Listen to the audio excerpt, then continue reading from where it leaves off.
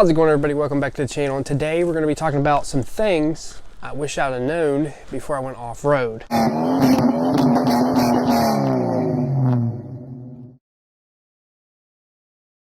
This applies mostly to Jeeping, but it can apply to razors, dirt bikes, whatever you may have.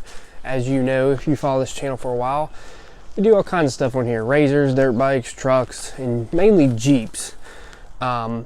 But I want to talk about some things I wish I would have known before I went off-road, because there's a lot of amateurs on my channel and they're just starting out and they don't know what to do. So number one, I want to talk about going with a Jeep club. When you go with a Jeep club, make sure you're going with the right people within that Jeep club. I recommend the leader of that Jeep club, because a while back, a couple years ago, I went with a certain Jeep club that I am now banned from, just from voicing my opinion, politely. Wasn't even anything bad, but they are the reason why I blew up my Cherokee. I told them my alternator was going bad and I needed a way out to hit the blacktop, and it didn't matter to them. We just had tons of rain and they wanted to go ahead and take me across a river that was so deep my Jeep couldn't make it through it, and I had to rev it up and fly through the water, because every time I let off the gas, the alternator wouldn't charge and my Jeep would quit. So I had to keep the RPMs up and it would charge. So the first thing I'm going to be talking about is, if you're going out with a group of people, make sure you know them. Make sure you know where you're going. And if you do have a problem with something breaking, make sure you're with a good group of people that's going to help you. Now, there was one person in that group, their little family, they did help me a lot. They pulled me out of the creek and they had tools and stuff. And we are friends to this day. But make sure the group you're going with a good group, because you might be in a certain club or a group. Not everybody is your friend in that group, and not everybody is willing to help you.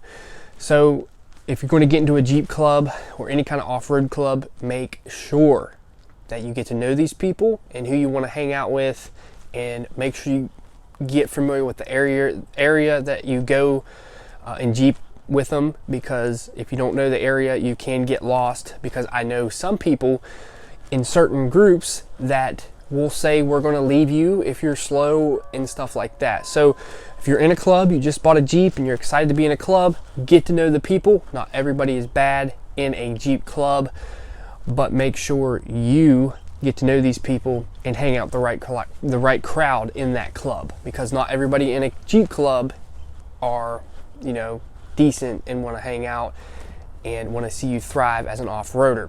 Especially beginner people, they make fun of you and stuff like that. That's not what I'm all about.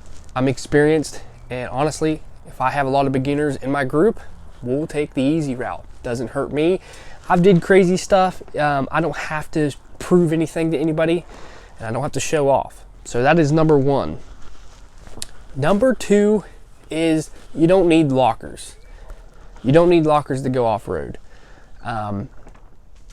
There's been some times that I've off-road with people with lockers, and I went with them and went just as good as they did. I might have had to use a little bit more skinny pedal and a little bit more momentum, and I might have hit it off the rev limiter a couple times, but I still got to enjoy going off-road with them. Don't let them fool you. You don't need fancy axles and upgraded gears and all this stuff to get out there and start off-roading. You can go out there and do these things no problem, because there's a lot of unnecessary stuff that people buy. If you look back in the old days, people used to go across the Rubicon and stuff like that in pretty much stock Army Jeeps, and they had a blast on it, and that's what it's all about. Number three, I do recommend taking snacks, water, extra set of clothes, and stuff like that, just in case something happens, you fall or you get hungry. Because a lot of times you'll hang out with the group and they say, oh yeah, we're going to stop and get something to eat. Ride usually takes longer because somebody breaks down, somebody gets stuck, or something happens, we get lost. It's good to have a backpack full of food and water and some snacks and some extra clothes. And if it's cold out, I do recommend taking a blanket. And don't forget your spare tire and some spare tools and recovery gear. Another thing is, before you go off-road, make sure you check your vehicle out. I don't know how many times people went out with us and they didn't do a quick check before they went out and things went wrong, like a loose wheel, tire pressure. People don't check their axles.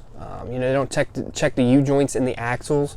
I know one guy come out with us and they were plumb wore out, and he drove it like that, and as soon as he hit the trail, he couldn't even go off-road, and we had to turn him around, send him on his way because his U-joints was wore out and he didn't know it. So make sure you do a check before you even hit the trails or go with a group, because you may have an issue and you not know it yet, and as soon as you get on the trail, it's just going to hold everybody up and you're going to be disappointed and you're going to have to turn right back around. Last one's pretty simple. Be prepared, because anything can happen. You can damage your vehicle, you can get a flat tire, you can bust something. Don't be disappointed if something like that does happen.